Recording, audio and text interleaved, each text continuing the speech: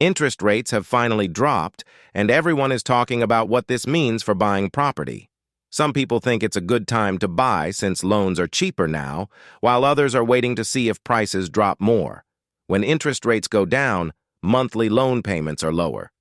For example, if your interest rate drops by 0.5%, you might save around $250 a month. That's money that could go toward things like classes for kids or other family expenses. So, if you already have a mortgage, this is good news for reducing monthly costs. Now let's talk about how this affects property sales. The recent interest rate drop happened in mid-September, and since then, more people seem interested in buying. But it's too early to tell if this increase in activity is because of the lower rates, as it takes time for transactions to show in reports. By October or November, we'll have a clearer picture of whether lower rates really increased property sales. Some people wonder if they should wait longer to buy, especially with possible election effects on the market. But let's think about it from a developer's point of view. If they expect demand to rise because of lower interest rates, developers might keep prices steady or even increase them. So, waiting might mean paying a higher price in the future.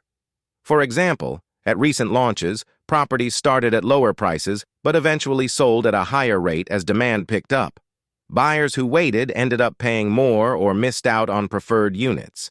This shows that if a project is selling well, it might not make sense to delay your decision.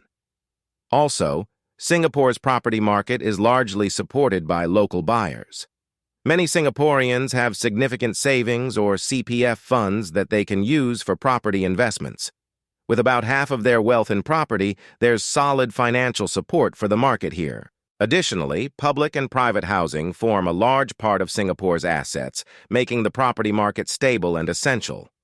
Looking at opportunities, some new projects in popular areas are priced differently even though they're close by. This price gap might present good options for those looking to buy in sought-after locations at lower rates. Checking with property advisors can help identify these opportunities. In the end, waiting might not be ideal, especially if the demand for housing continues to rise as rates drop. Factors like Singapore's growing population and strong income levels also play a role. So, if you're thinking about buying, consider that waiting could limit choices or lead to higher prices. For those who want more detailed advice, property consultants can provide insights based on the latest market trends.